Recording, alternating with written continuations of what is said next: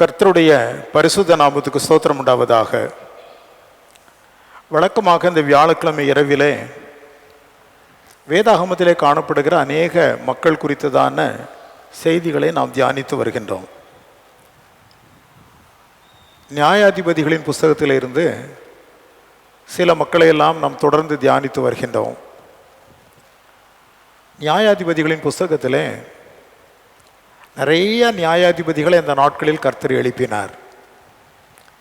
Othniel, Ehud, சம்ஹார், Deborah, Gideon, அபிமெலேக்கு, தோலா, யாவீர் என்கிற 8 நியாயாதிபதிகளுக்கு பின்பு 9வது நியாயாதிபதியாக யெப்தா என்கிற ஒரு மனிதனை கர்த்தர் எழுப்பினதை நம்மால் பார்க்க முடிகிறது. ஒவ்வொரு சமயத்திலும் ஒவ்வொரு விதமான மக்கள் இஸ்ரவேலருக்கு எதிராக எழும்பி வருகின்றார்கள். அவர்களுடைய உபத்திரவங்களை சகிக்க முடியாமல் இஸ்ரவேலர் ஆண்டவரை நோக்கி முறையிடுகின்ற பொழுது ஆண்டவர் அவர்களுக்கு ஒரு நியாயாதிபதியை அனுப்பி அந்த நியாயாதிபதி மூலமாக இஸ்ரவேல் மக்களை விடுவித்து சில காலம் அமைதியாக இருக்கும்படி செய்வார். அந்த நியாயாதிபதி மரித்த பின்பு மீண்டும் இஸ்ரவேலர் பாவம் செய்ய ஆரம்பித்து விடுவார்கள். ஆகவே மற்றொரு ஜனத்தினிடத்திலே கர்த்தர் அவர்களை ஒப்பு கொடுப்பார். இது வாடிக்கையாக இஸ்ரவேலருடைய தேச வரலாற்றிலே நடைபெற்று வந்த காரியம். அந்த விதத்தில் இந்த சமயத்தில் நாம் இன்றைக்கு தியானிக்க போகின்ற நியாயாதிபதியுடைய பெயர் யெப்தா என்பது. அவர் இந்த நியாயாதிபதிகளின் வரிசையில் 9வதாக அங்கே காணப்படுகின்றார். யெப்தா என்கிற நியாயாதிபதி குறித்து நாம் இன்றைக்கு சிந்திக்க இருக்கின்றோம். இந்த யெப்தா என்கிற நியாயாதிபதி எந்த கோத்திரத்தை சேர்ந்தவர் என்பது குறிப்பாக சொல்லப்படவில்லை. குறிப்பாக அவர் எந்த கோத்திரத்தை சேர்ந்தவர் என்பது நமக்கு தெரியவில்லை. ஆனால் அவருடைய தகப்பனுடைய பெயர் கீலேயாத். நியாயாதிபதிகள் 11ஆம் அதிகாரம் மற்றும் 12ஆம் அதிகாரம் 7ஆம் வசனம் வரையிலும் இந்த மனிதரை குறித்ததான காரியங்கள் சொல்லப்பட்டிருக்கிறது. நியாயாதிபதிகள் 11ஆம் அதிகாரத்திலும் 12 அதிகாரத்தில் முதல் 7 வாக்கியங்கள் வரையிலும் யெப்தா குறித்ததான காரியங்களை நாம் வாசிக்கின்றோம். அவருடைய தகப்பனாருடைய பெயர் கீலேயாத் என்று சொல்லப்பட்டிருக்கிறது. கீலேயாத் என்கிற பட்டணத்திலே அவர்கள் வாழ்ந்து கொண்டிருந்தார்கள். ஆகையினால் வேத வியாக்கியானிகள் கூறுகின்ற பொழுது இவர் மனாசே கோத்திரத்தை சேர்ந்தவராக இருக்க வேண்டும் என்று சொல்லுகின்றார்கள். அதற்காக எண்ணாகமத்தின் புஸ்தகத்திலே 32ஆம் அதிகாரம் 39 மற்றும் 40வது வாக்கியங்களை நான் உங்களுக்கு சுட்டி காண்பிக்க விரும்புகிறேன். எண்ணாகமம் 32ஆம் அதிகாரத்திலே வாக்கியங்கள் 39, 40 ஆகிய வசனங்களை பார்க்கின்ற பொழுது, மனாசேயின் குமாரனாகிய மாகீரின் புத்திரர் கீலேயாத்திற்கு போய் கீலேயாத்தை கட்டி கொண்டு அதிலிருந்த எமோரியரை துரத்தி விட்டார்கள். அப்பொழுது மோசே கீலேயாத்தை மனாசேயின் குமாரனாகிய மாகீருக்கு கொடுத்தான். அவர்கள் அதிலே குடியேறினார்கள் என்று அங்கே சொல்லப்பட்டிருக்கிறது. ஆகவே இந்த வசனங்களின் அடிப்படையில் அந்த கீலேயாத் என்கிற பட்டணம், அதில் இருந்த கீலேயாத் என்கிற மனிதன், அவனுடைய மகனாகிய இந்த யெப்தா, இவர்கள் மனாசே கோத்திரத்தை சேர்ந்தவர்களாக இருக்க வேண்டும் என்பது பலருடைய அபிப்பிராயம். ஆனால் தெளிவாக குறிப்பாக யெப்தா இந்த கோத்திரத்தை சேர்ந்தவர்தான் என்று நமக்கு குறிப்பிடப்படவில்லை. அதை நாம் புரிந்து கொள்ள வேணும். ஆனால் அநேக பேருடைய கூற்றின்படி அவர் மனாசே கோத்திரத்தை சேர்ந்தவராக இருக்க வேண்டும். இரண்டாவதாக இந்த மனிதனை குறித்து நாம் அறிந்து கொள்வது, இவர் ஒரு புறம் தள்ளப்பட்ட ஒரு மனிதன். தன்னுடைய சகோதரர்களால் புறம் தள்ளப்பட்டவர். காரணம் என்னவென்று கேட்டால், அந்த கீலேயாத் என்று சொல்லப்படுகிற அந்த மனிதனுக்கு இவன் ஒரு வேசியினிடத்திலே பிறந்தவன், பரஸ்திரியின் குமாரன் என்று 11:1 சொல்லுகிறது. கீலேயாத்தியனான யெப்தா பலத்த பராக்கிரமசாலியாக இருந்தான். அவன் பரஸ்திரியின் குமாரன், கிலெயாத் அவனை பெற்றான். ஆகவே அவன் ஒரு வேசியன் குமாரனாக இருந்தான். ஆகையினால் கீலேயாத்திற்கு வேற மனைவி இருந்தார்கள். அந்த மனைவியும் குமாரரை பெற்றார்கள். அந்த குமாரர்கள் வளர்ந்த போது இந்த யெப்தாவை துரத்தி விட்டார்கள். எங்கள் அப்பாவுடைய சொத்துக்கும் சுதந்திரத்துக்கும் ஆஸ்திக்கும் இதற்கும் உனக்கு சம்பந்தம் இல்லை, நீ ஒரு வேசியின் மகன், ஆகவே நீ எங்களோடு சுதந்திரத்தில் நிற்க முடியாது என்று சொல்லி அந்த மனிதனை அவர்கள் துரத்தி விட்டார்கள். சகோதரரால் துரத்தி விடப்பட்ட ஒரு மனிதன் என்பதாக நாம் அவரை குறித்து வாசிக்கின்றோம். உடனே துரத்தப்பட்ட உடனே அவர் நேராக எழுந்து தோப் தேசத்திலே சென்று அவர் குடியிருந்தார் என்பதாக 3வது வாக்கியம் சொல்லுகிறது. அப்பொழுது யெப்தா தன் சகோதரரை விட்டு ஓடி போய் தோப் தேசத்திலே குடியிருந்தான். வீணரான மனுஷர் யெப்தாவோடைய கூடிக்கொண்டு அவனுடைய யுத்தத்திற்கு போவார்கள். ஸோ அங்கே போயிட்டு ஒரு பெரிய பராக்கிரமசாலி, யெப்தா பெரிய பராக்கிரமசாலியான மனிதன். அங்கே அவன் போயிட்டு சகோதரர்களால் துரத்தி விடப்பட்டதினால் அங்கே போய் குடியேறுகிறான். பராக்கிரமசாலி என்பதனால் அவனோடு சில நண்பர்கள் எல்லாம் சேர்ந்து கொள்கிறார்கள். அந்த காலத்தின் வழக்கத்தின்படி அந்த பராக்கிரமசாலிகள் என்ன பண்ணுவாங்க, போய் அடுத்த இடங்களில் போயிட்டு நாட்டாமை செய்து அங்கே இருக்கிற பொருட்களை கொள்ளையடித்து இப்படித்தான் அவனுடைய ஜீவனத்தை நடத்தி கொண்டிருந்தார்கள். அதுபோல் அந்த யெப்தாவும் அவன் தன்னுடைய ஜீவனத்தை அந்த பகுதியில் இருந்து நடத்தி கொண்டிருந்தார் என்பதை நாம் பார்க்கின்றோம். ஆகவே ஒரு தள்ளப்பட்ட ஒரு மனிதன் என்பதை நம்மால் புரிந்து கொள்ள முடிகிறது. தள்ளிவிடப்பட்ட ஒரு மனிதன், புறம் தள்ளி போட்ட ஒரு மனிதன். 3வது இந்த மனிதனை குறித்து நான் வாசிக்கும் போது, அவன் தன்னுடைய சகோதரர்களிடத்திலிருந்து புறம் தள்ளி போடப்பட்டாலும் கர்த்தரிடத்தில் மிகுந்த பக்தியுடைய மனிதனாக விளங்கினார். கர்த்தரிடத்திலே மிகுதியான பக்தியும் நேசமும் கொண்ட ஒரு மனிதனாக விளங்கினார் என்பதை 2 வாக்கியங்களின் மூலமாக இன்னும் பின்வரும் நிகழ்வுகளின் மூலமாகவும் நம்மால் புரிந்து கொள்ள முடியும். 11ஆம் அதிகாரத்தில் 9வது வசனத்திலே பார்ப்பீர்களேயானால், அதற்கு யெப்தா, அம்மோன் புத்திரரோட யுத்தம் பண்ண நீங்கள் என்னை திரும்ப அழைத்து போன பின்பு கர்த்தர் அவர்களை என் முன்னிலையாய் ஒப்பு கொடுத்தால் என்னை உங்களுக்கு தலைவனாக வைப்பீர்களா என்று கீலேயாத்தின் மூப்பரை கேட்டார். அங்கே அந்த மனிதன் சொல்லுகின்ற பொழுது இந்த சூழ்நிலை என்னவென்று கேட்டால், அந்த சமயத்தில் இந்த கீலேயாத்திற்கு எதிராக அம்மோன் புத்திரர் முற்றுகை போட்டார்கள் என்று சொல்லப்பட்டிருக்கிறது. இப்பொழுது அவர்களுக்கு எதிராக எழும்பின அந்த மக்கள் அம்மோன் புத்திரர் என்று அழைக்கப்படுகிறவர்கள். 11:4 சொல்லப்பட்டிருக்கிறது, சில நாளைக்கு பின்பு அம்மோன் புத்திரர் இஸ்ரவேலின் மேல் யுத்தம் பண்ணினார்கள். ஸோ இஸ்ரவேலர் மேலே அம்மோன் புத்திரர் யுத்தம் பண்ண வந்தபோது இவர்கள் பார்த்தார்கள், அவர்களை எதிர்ப்பதற்கு சரியான ஒரு சேனாபதி இல்லை, வழி நடத்துவதற்கு ஒரு சேனாபதி இல்லை. ஆகையினால் அவங்கெல்லாம் கூடி பேசி நேராக யெப்தாட்ட வர்றாங்க. யெப்தாட்ட எப்பா, நீ தான் எங்களுக்கு சேனாபதியாக இருக்க வேணும், நீ எங்களிடத்தில் வா என்று சொல்லி அழைப்பார்கள். அப்போ அந்த மனுஷன் சொல்லுவான், என்னை நீங்கள் தானே துரத்தி விட்டீர்கள், இப்போ உங்களுக்கு தேவை இருக்கிற பொழுது என்னை கூப்பிடுகிறீர்களே என்று சொல்லி அந்த சமயத்தில் தான் கேட்பான். ஒருவேளை நான் உங்களோடு யுத்தம் செய்து கர்த்தர் எனக்கு வெற்றி கொடுப்பாரே, ஆனால் தான் வெற்றி பெறுவேன் என்று சொல்லவில்லை, தன்னுடைய பராக்கிரமத்தின் மேல் அவன் நம்பிக்கை வைக்கவில்லை.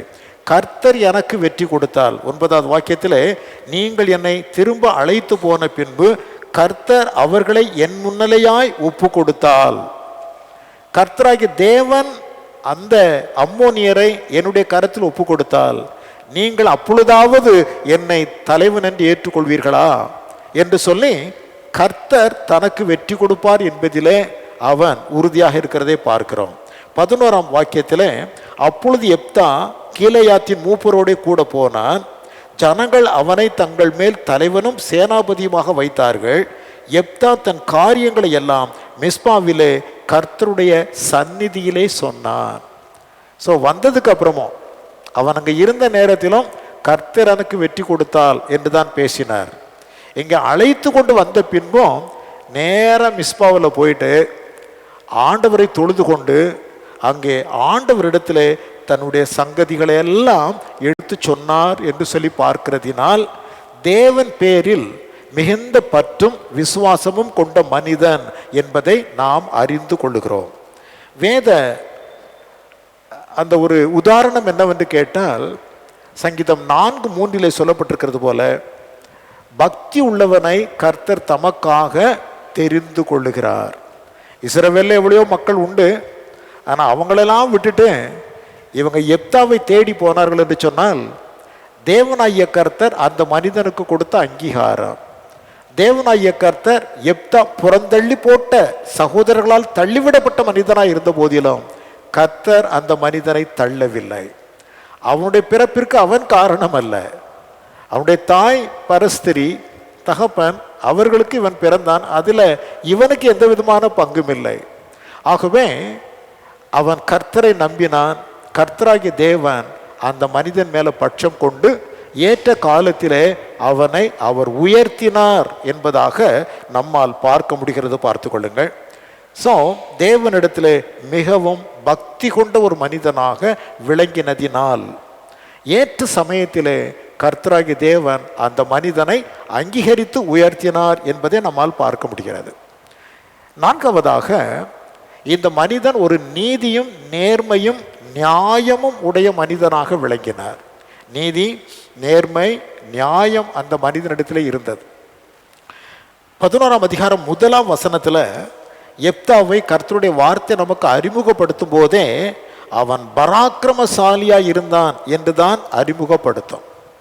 அவன் பலத்த பராக்கிரமசாலியாய் இருந்தான். வேத வாக்கியம் அவனை அப்படித்தான் நமக்கு அறிமுகப்படுத்தி காண்பிக்கிறது. ஸோ அந்த பலத்த பராக்கிரமசாலி நினைத்திருந்தால் தன்னோடு சில மக்களை கூட்டிக் கொண்டு தன்னுடைய சகோதரர்களுக்கு விரோதமாக அவன் நிச்சயமாய் போராடி இருக்க முடியும், வெற்றியும் பெற்றிருப்பான். ஏனென்றால் இவன் பலத்த பராக்கிரமசாலி என்று அவனை குறித்து தான் சொல்லப்பட்டிருக்கிறது. ஒரு சமயத்தில் அம்மோன் புத்திரருக்கு எதிராக மூப்பர்கள் அனைவரும் அவனை தேடித்தான் போகின்றார்கள். ஸோ நீங்கள் என்ன என்னை தடுப்பது? நீங்க எப்படி கீலேயாத்துக்கு பிள்ளைகளோ அதுபோல நானும் கீலேயாத்தினுடைய மகன், ஆகையினால் எனக்கு எல்லா உரிமையும் இருக்கிறது என்று அவன் நின்று போராடுவதற்கான அனைத்து உரிமைகளும் அந்த மனிதனுக்கு இருந்தது. ஆனால் அவன் போராடவில்லை. தன் சகோதரர்கள் தன்னை வெறுத்த போது அவர்களோடு எதற்கு வீண் சண்டை, எதற்காக வீணான ஒரு யுத்தம் என்று சொல்லி அவன் தன்னை ஒதுக்கி கொண்டு சென்று விட்ட அந்த நிலையை பார்க்கின்ற பொழுது அவனுடைய உள்ளத்திலே காணப்பட்டதான ஒரு நீதி, நியாயம், யுத்தத்தின் மேலே பிரியம் இல்லாமை, சமாதானமான எண்ணம், இவைகளெல்லாம் அந்த பலத்த பராக்கிரமசாலியான எப்தாவுக்குள்ளே இருந்தது என்று பார்க்கிறோம். ஸோ நம்முடைய வாழ்க்கையிலும் அநேக சமயத்தில் சில உரிமைகளுக்கு எதிரான காரியங்கள் வரலாம். நாம் அதில் போய் முட்டு கொடுத்து நிற்காம, போட்டுட்டு சண்டை போட்டுக்கிட்டு நிற்காம, யுத்தம் பண்ணி கொண்டு நிற்காமல் போகிறது என்று சொல்லி நாம் அதை விட்டு கொடுப்போமே. ஆனால் கர்த்தர் ஒரு நாளும் நம்மை தாட்சி அடைய பண்ணுகிறவர் அல்ல. தேவனுடைய கண்கள் மனிதனுடைய சிந்தையையும் எண்ணங்களையும் செயல்பாடுகளையும் நோக்கி பார்த்து கொண்டே இருக்கிறது. பார்த்து கொள்ளுங்கள். நம் பட்சத்திலே நீதியோடும் நியாயத்தோடும் நாம் இருப்போமே. ஆனால் மற்றவர்கள் எவ்வளவுதான் நம்மை புறந்தள்ளினாலும் தேவன் புறந்தள்ள மாட்டார்.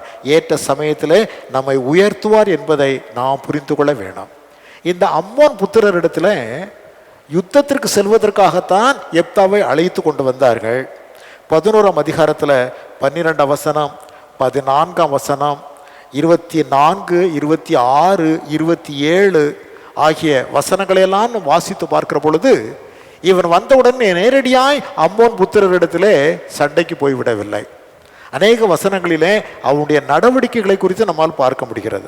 12ஆம் வசனம், 14ஆம் வசனம், 24ஆம் வசனம், 26ஆம் வசனம், 27 இதை நீங்கள் வாசித்து பார்த்தால் தெரியும். அம்மோன் புத்திரரிடத்தில் முதலாவது அவன் ஒரு தூதனை அனுப்புகின்றான். எப்பா, நமக்கும் சண்டை போடணுங்கிற அவசியம் இல்லை, ஏன் நீங்கள் என்னிடத்தில் சண்டைக்கு வருகிறீர்கள்? எங்களிடத்தில் எதற்காக நீங்கள் சண்டைக்கு வர வேணும்? நாங்கள் ஏன் உங்களோடு யுத்தம் பண்ண வேண்டாம்? நீங்கள் உங்களிடத்தில் இருங்கள், நாங்கள் எங்களிடத்தில் இருக்கிறோம் என்று முதல்ல ஒரு தூதனை அனுப்புகிறான், சமாதான தூதனை. அம்மோன் புத்திரர் ஏற்றுக்கொள்ளவில்லை. இல்லை இல்லை, நீங்கள் வச்சிருக்கிறதுலாம் எங்கள் இடம், அதனால் அதை பூரா எங்கள்கிட்ட நீங்கள் தந்துடணும், இல்லைன்னு சொன்னால் நாங்கள் விட மாட்டோம் என்று அவன் சொல்லுகிறான். மீண்டும் ஒரு விசை ஒரு சமாதான தூதனை அனுப்புகிறார். மீண்டும் மீண்டும் அனுப்பி அவர்களை பார்த்து, உங்களுடைய கடவுள் உங்களிடத்தில் சில பகுதிகளை பிடித்து கொள்ளும்படி செய்து அதை உங்களுக்கு கொடுத்தால் மற்றவன் கேட்டவன அதை திருப்பி கொடுத்துருவீங்களா? எவன் யுத்தம் பண்ணி ஜெயிக்கிறானோ அவன் அதை உரிமையாக்கி கொள்வான். அதுபோல எங்கள் முற்பிதாக்கள் எப்பொழுதும் உங்களுடைய பிதாக்களை யுத்தம் பண்ணி ஜெயித்து அந்த பகுதிகளை கர்த்தர் எங்களிடத்திலே கொடுத்திருக்கின்றார். அதை போய் இப்போ நீங்கள் கேட்டால் எப்படி? இவ்வளவு நாள் என்ன பண்ணீங்க? ஒரு வார்த்தை சொல்லுவார் பாருங்கள். அங்கே நீங்கள் பார்க்கின்ற பொழுது ஒரு அருமையாக அவர் சொல்லுகிறதை நம்மால் பார்க்கலாம். 26ஆம் வசனத்தில், இஸ்ரவேலர் எஸ்போனிலும் அதன் கிராமங்களிலும் ஆரோவேரிலும் அதன் கிராமங்களிலும் அர்னோன் நதி அருகான எல்லா ஊர்களிலும் 300 வருஷம் குடியிருக்கையில் இவ்வளவு காலமாக நீங்கள் அதை திருப்பி கொள்ளாதே போனது என்ன கேட்குறாரு. ஏப்பா நாங்கள் இதில் 300 வருஷம் இருக்கிறோம், நேற்று இன்னைக்கு வரல. இந்த 300 வருஷம் நீங்கள் என்ன பண்ணிட்டு இருந்தீங்க? அது மாத்திரமல்ல, இன்னொரு வசனத்தில் கேட்பார். 24வது வசனத்தில், உம்முடைய தேவனாகிய காமோஸ் உமக்கு முன்பாக துரத்துகிறவர்களின் தேசத்தை நீர் கட்டிக்கொள்ள மாட்டீரோ? அப்படியே எங்கள் தேவனாகிய கர்த்தர் எங்களுக்கு முன்பாக துரத்துகிறவர்களின் தேசத்தை எல்லாம் நாங்களும் கட்டி கொள்ளுகிறோம்.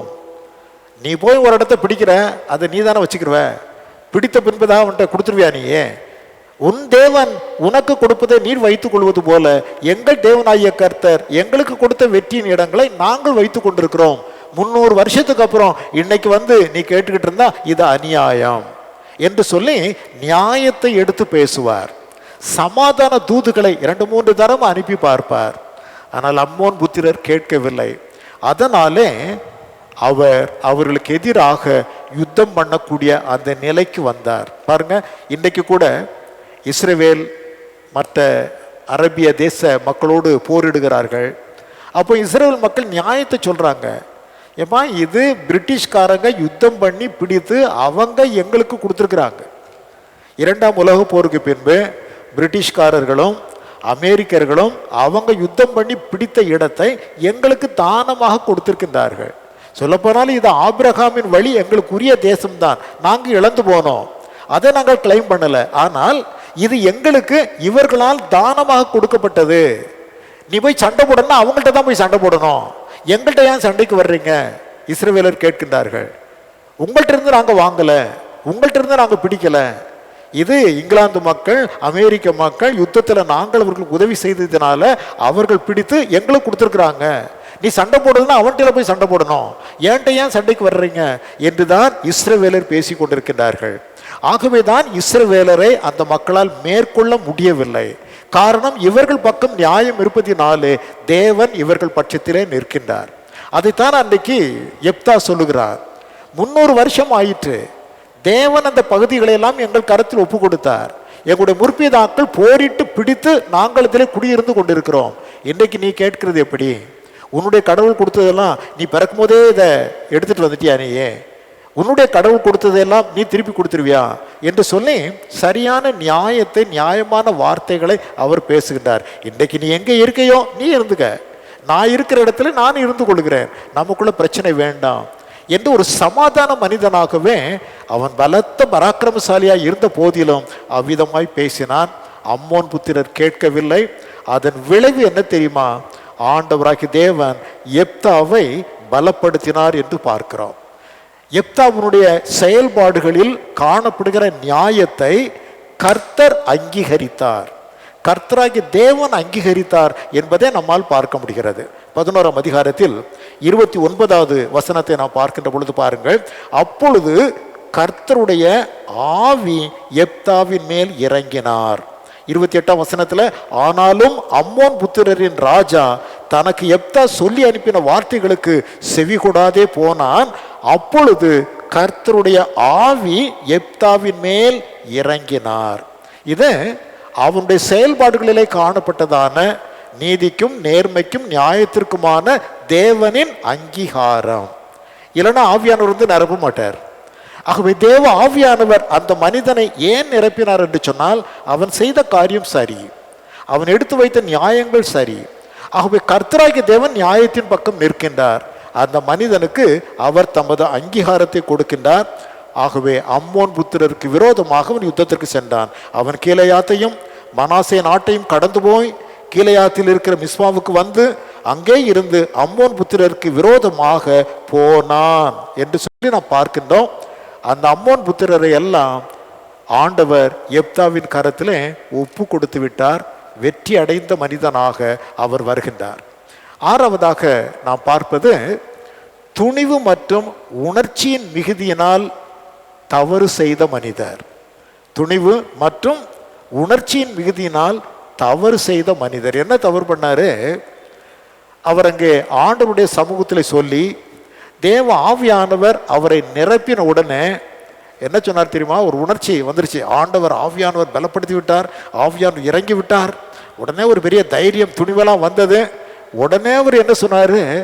நான் வெற்றி அடைந்து திரும்பி வருகிற பொழுது என் வீட்டிலிருந்து முதலாவது எது வெளியே வருகிறதோ அதை கர்த்தருக்கு நான் பலியிடுவேன் அப்படின்னு ஒரு பொருத்தனை பண்ணிவிடுறார். வீட்டிலிருந்து எது முதலாவது வருகிறதோ அதை கர்த்தருக்கு என்ன செய்வேன்? பலியிடுவேன். பொருத்தனையில் சற்று சிந்திக்காமல் உணர்ச்சி வசப்பட்டு அவர் தவறு செய்து விட்டார் என்பதை நம்மால் பார்க்க முடிகிறது. வெற்றி பெற்று வருவார்.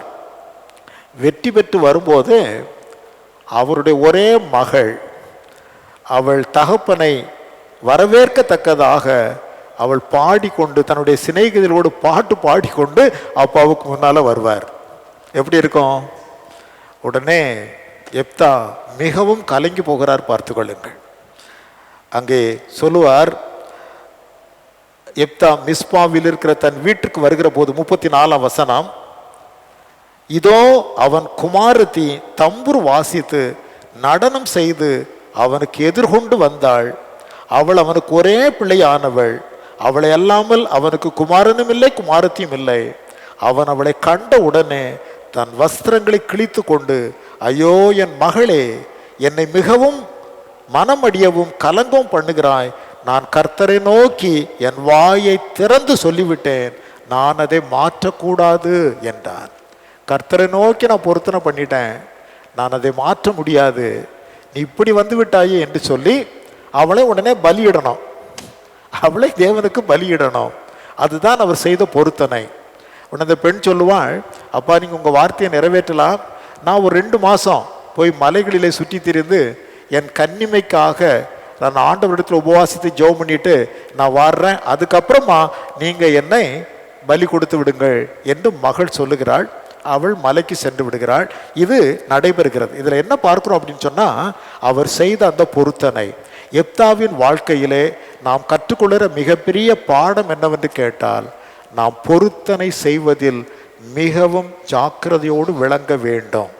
புதிய ஏற்பாட்டின் காலத்தில் வாழ்ந்து கொண்டிருக்கிற மக்களாகிய நாம் பொருத்தனை செய்துதான் தேவனிடத்தில் நன்மைகளை பெற வேண்டும் என்கிற நிர்பந்தமோ அவசியமோ இல்லை என்பதை நாம் புரிந்து கொள்ள வேண்டாம். பொருத்தனை செய்ய வேண்டும் என்கிற அவசியம் இல்லை. பொருத்தனை செய்து நாம் தேவனிடத்தில் நன்மைகளை பெற வேண்டும் என்கிற அவசியம் இல்லை. அவர் நம்முடைய தகப்பன். ஆகையினால் அவரிடத்தில் எதையும் கேட்பதற்கு நமக்கு உரிமை இருக்கிறது. ஆண்டவரே, நீர் இதை செய்தால் நான் இதை செய்வேன். அது யாக்கோபுடைய தந்திரா. நீர் எனக்கு எல்லாவற்றையும் கொடுத்தா நான் நமக்கு எல்லாத்திலும் தசமமாக கொடுப்பேன் என்று சொல்வது பழைய ஏற்பாடு. புதிய ஏற்பாட்டின் காலத்தில் வாழ்ந்து கொண்டிருக்கிற நாம் அவர் தகப்பன், நாம் பிள்ளைகள். அன்றைக்கு அவர் தேவன், அவர்கள் அவருடைய பரிசுத்தவான்கள், அவரால் தெரிந்து கொள்ளப்பட்ட மக்கள். ஆனால் நாம் ஒருபடி மேல். அவர் தகப்பன், நாம் பிள்ளைகள் என்பதினாலே பொருத்தனை பண்ணித்தான் தேவனிடத்தில் ஆசீர்வாதங்களை பெற வேண்டும் என்பதில்லை. அவர் தகப்பனாய் இருக்கிறதினால் எதையும் கேட்கும் உரிமை நமக்கு உண்டு. ஆகவே பொருத்தனை செய்வது தேவையில் அற்ற ஒரு காரியம் என்பதை புரிந்து கொள்ள வேண்டாம். ஒருவேளை நாம் உணர்ச்சி வசப்பட்டு பொருத்தனை செய்துவிட்டால் கண்டிப்பாக அதை நிறைவேற்ற வேண்டும். துணிகரமாக அவசரப்பட்டு ஏதாவது ஒரு பொருத்தனை ஆண்டவர்கிட்ட பண்ணிடுவோம். ஆண்டவரே, எனக்கு இந்த காரியத்தை செய்து விட்டால் நான் உமக்கு இப்படி பண்ணிடுவேன். காரியத்தை கர்த்தர் நிகழ்த்தி கொடுக்கின்ற பொழுது நம்முடைய மனம் சஞ்சலப்படும். ஐயோ, இப்படி சொல்லிவிட்டோம்னா இவ்வளவு கர்த்தர் கொடுக்கிறதா? ஒரு உதாரணத்துக்கு, ஒரு 10 லட்சம் ரூபாய் நீர் எனக்கு கொடுத்தால் 1 லட்சம் ரூபாய் உமக்கு நான் கொடுத்துருவேன் ஆண்டவரே என்று சொல்லிவிடுவோம். ஆண்டவர் 10 லட்சம் ரூபாய் கொடுத்துருவாரு. உடனே மனம் கடந்து துள்ளும். ஐயோ, 1,00,000 கொடுக்கறதா, ஒரு 10,000 கொடுத்துடலாம், ஒரு 5,000 கொடுத்துடலாம், 1,00,000 கொடுக்கறதா என்று மனம் பேதலிக்கும். தேவையில்லை. அவர் தகப்பன். அவரிடத்தில் ஆண்டவரே எனக்கு 10,00,000 வேணும்னா 10,00,000 கேட்கலாம். தான் 10,000 வேண்டும் என்றால் 10,000 கேட்கலாம். அதற்கு ஒரு பொருத்தனை பண்ணித்தான் கேட்க வேண்டும் என்கிற நிர்பந்தம் அவசியம் இல்லை என்பதை புரிந்து கொள்ள வேணும். அது இங்கே பார்க்கிறோம். காரணம், பிரசங்கின் புஸ்தகத்தில் 5ஆம் அதிகாரம் 2வது வாக்கியத்தில் ஞானி இவ்விதமாய் சொல்லுவார். பிரசங்கி 5ஆம் அதிகாரத்தில் 2ஆம் வசனத்தை நீங்கள் வாசித்து பார்த்தால், தேவ சமூகத்தில் நீ துணிகரமாய் உன் வாயினால் பேசாமலும் மனம் பதறி ஒரு வார்த்தையும் சொல்லாமலும் இரு. தேவன் வானத்தில் இருக்கிறார், நீ பூமியில் இருக்கிறாய், ஆதலால் உன் வார்த்தைகள் சுருக்கமாய் இருப்பதாக. மிக அருமையான ஆலோசனை பார்த்து கொள்ளுங்கள். தேவ பிள்ளைகள், இதை நாம் கடைபிடிக்க வேண்டாம். தேவ சமூகத்தில் நாம் துணிகரமாய் வாயினால் பேசாமலும் மனம் பதறி அவரிடத்தில் வார்த்தைகளை சொல்லாமலும் இருக்க வேண்டாம். அவர் வானத்தில் இருக்கிறார், நாம் பூமியில் இருக்கிறோம். ஆகையினால் நம்முடைய வார்த்தைகள் எப்படி இருக்கட்டும்? சுருக்கமாய் இருக்கட்டும். மனம் பதறி ஜபத்தில் கூட நிறைய மக்களை பார்த்தீங்கன்னா எதையாவது போட்டு அலுப்பி கொண்டு இருப்பார்கள். இல்லை, தேவனாகிய கர்த்தர் நம்முடைய தகப்பன். அவர் வானத்தில் இருக்கிறார், நாம் பூமியில் இருக்கிறோம். ஆகையினால் நம்முடைய வார்த்தைகள் எப்படி இருக்கணுமா? சுருக்கமாய் இருக்க வேண்டாம்.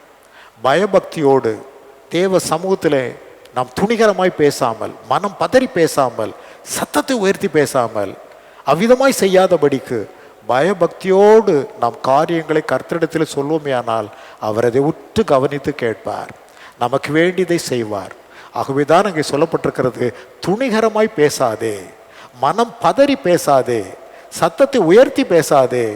அவர் வானத்தில் இருக்கிறார், நாம் பூமியில் இருக்கிறோம். நம்முடைய வார்த்தைகள் எப்படி இருக்கட்டும்? சுருக்கமாக இருக்கட்டும். நீ சொல்லித்தான் அவருக்கு தெரியணுங்கிறது அவசியம் இல்லை. நீங்கள் சொல்லித்தான் உங்களுடைய காரியங்கள் அவருக்கு தெரிய வேண்டும் என்பது அவசியம் இல்லை. ஆண்டவராகிய தேவன் ஜெபத்தை சொல்லிக் கொடுக்கும் பொழுது சொன்னார், நீங்கள் வேண்டிக் கொள்வதற்கு முன்பதாகவே உங்களுக்கு இன்னது தேவை என்பதை உங்கள் பரமபிதா அறிந்திருக்கின்றார். ஆகையினால் நீங்கள் ஒன்றுக்கும் கவலைப்படாமல் எல்லாவற்றையும் குறித்த உங்களுடைய விண்ணப்பங்களை ஸ்தோத்திரத்தோட கூடிய ஜெபத்தினாலும் வேண்டுதலினாலும் தேவனுக்கு தெரியப்படுத்துங்கள். You just commune, you just make known unto God what are all your needs. உங்களுடைய தேவைகள் இன்னது என்பதை நீங்கள் அவரிடத்தில் சொல்லுங்கள். ஆகவே இந்த பொருத்தனை என்கிற விஷயத்தில் நாம் அடிமைப்பட்டு விடாதபடிக்கு அன்றைக்கு தேவன் நமக்கு என்ன செய்கிறாரோ அதை ஞானமாய் செய்து கொள்ள வேண்டாம். எப்தா என்கிற பலத்த பராக்கிரமசாலியினிடத்திலே நாம் கண்டதான ஒரு தவறு என்னவென்றால், மனம் பதறி துணிந்து அவன் அந்த வார்த்தை சொன்னதினால் அவன் பெரிய சிக்கலிலே மாட்டிக்கொண்டார். அவர் என்ன செய்தார்? அந்த பொருத்தனையை 2 விதமான கருத்துக்கள் உண்டு. ஒன்று, லேவியராகமத்தின் புஸ்தகத்தில் 27ஆம் அதிகாரத்திலே முதல் 8 வாக்கியங்களை நீங்கள் வாசித்து பார்ப்பீர்களானால், லேவியராகமத்தின் புஸ்தகத்தில் 27ஆம் அதிகாரம் முதல் 8 வாக்கியங்களில் இந்த மாதிரி பொருத்தனை பண்ணிடுறாங்க. அந்த பொருத்தனையிலிருந்து விடுதலை பெறுவதற்கு அதற்குரிய தொகையை செலுத்தினால் போதும் என்கிறதான ஒரு ப்ரொவிஷன் அங்கே கொடுக்கப்பட்டிருக்கிறது. ஒரு வாலிபன், ஒரு பெண்ணு ஒரு பொருத்தனை பண்ணிட்டான், ஒன்றை சொல்லிவிட்டார்கள், ஆனால் அதை செலுத்த முடியாத ஒரு சூழ்நிலை என்று சொன்னால் அந்த பொருத்தனைக்கு என்ன கிரயமோ அதை தேவனுக்கு செலுத்தினால் போதும் என்கிற ஒரு ப்ரொவிஷன் அங்கே சொல்லப்பட்டிருக்கிறது.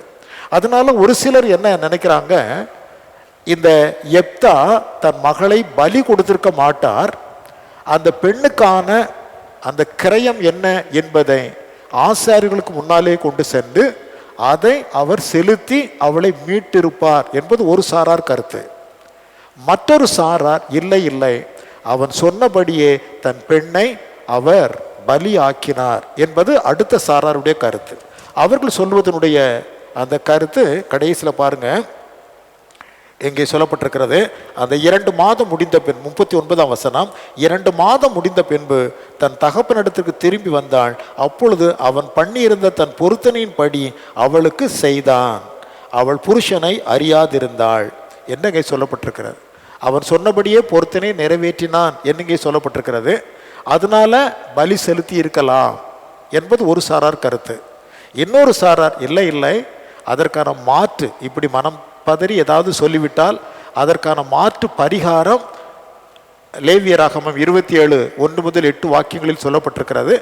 அதன் வழியே அந்த பெண் மீட்கப்பட்டிருக்கலாம் என்பதும் ஒரு சிலருடைய கருத்து. ஆகவே இதில் எது சரியாக இருக்கும் என்பதை நம்மால் திட்டமாக சொல்ல முடியவில்லை. ஆகவே இந்த மனிதனுடைய வாழ்க்கையிலிருந்து நாம் கற்றுக்கொள்வது, பொருத்தனை என்பதிலே நாம் ரொம்ப ஜாக்கிரதையாக இருக்க வேண்டும். செய்தால் அதை செலுத்த வேண்டும், செய்யாமல் இருந்து விட்டால் நல்லது. ஏனென்றால் அவர் தகப்பன் ஒரு பொருத்தனை பண்ணித்தான் நம்முடைய காரியங்களை சாதிக்க வேண்டும் என்கிற நிர்பந்தம் இல்லை. இந்த விதத்திலே நாம் எப்தாவின் வாழ்க்கையில மிக முக்கியமாய் கற்றுக்கொள்கிற பாடம் அதுதான். பார்த்து கொள்ளுங்கள். அதன் பின்பும் அந்த மனிதனுடைய வாழ்க்கையில் தேவன் தொடர் வெற்றிகளை தருகின்றார். 6 வருடங்கள் அவருடைய காலத்திலே அந்த இஸ்ரவேல் கிலெயாத் மிக அமைதியாக இருந்தது என்று பார்க்கிறோம். 12ஆம் அதிகாரத்தில் 7வது வாக்கியத்திலே நான் பார்க்கிறோம். பாருங்கள், எப்தா இஸ்ரவேலை 6 வருஷம் நியாயம் விசாரித்தான். பின்பு கீலேயாத்தியனாகிய அந்த எப்தா மரித்து கீலேயாத்தில் உள்ள ஒரு பட்டணத்தில் அடக்கம் பண்ணப்பட்டான் என்று எழுதப்பட்டிருக்கிறது. 6 years அவன் இஸ்ரவேலுக்கு அந்த இடத்திலே ஒரு சமாதானத்தை உண்டு பண்ணினதாக நம்மால் பார்க்க முடிகிறது. ஸோ இந்த எப்தாவின் வாழ்க்கையை நாம் அறிந்து கொள்வது, அவருடைய கோத்திரம் இன்னதென்று துல்லியமாய் தெரியவில்லை. ஆனால் மனாசேயின் கோத்திரமாக அவர் இருக்கலாம் என்பது அநேகரின் கருத்து. இரண்டாவதாக, அவர் தம்முடைய சகோதரர்களாலே தள்ளப்பட்ட ஒரு நிலையிலே, எளிமையான ஒரு நிலையிலே, தாழ்மையான ஒரு நிலையிலே காணப்பட்ட ஒரு மனிதன். அப்படி மக்கள் தன்னை துரத்திவிட்ட போதிலும் அவர்கள் மேல் அவன் வெறுப்பு கொள்ளாமல் கர்த்தர் பேரிலே பக்தி கொண்ட மனிதனாக விளங்கினார்.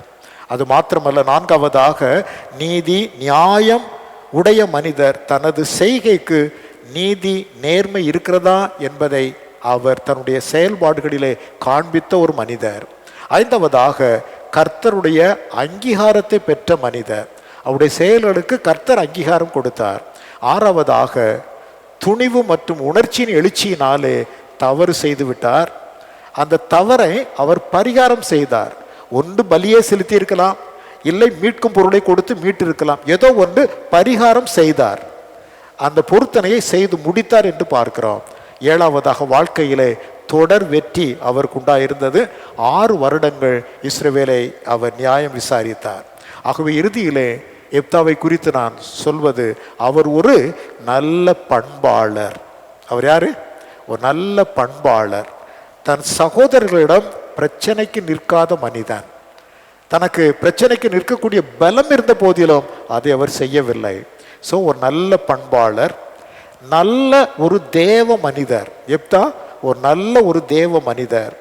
3வதாக, நல்ல ஒரு நேர்மையும் நீதியும் நிறைந்தவர், நல்ல ஒரு உண்மையான மனிதர்.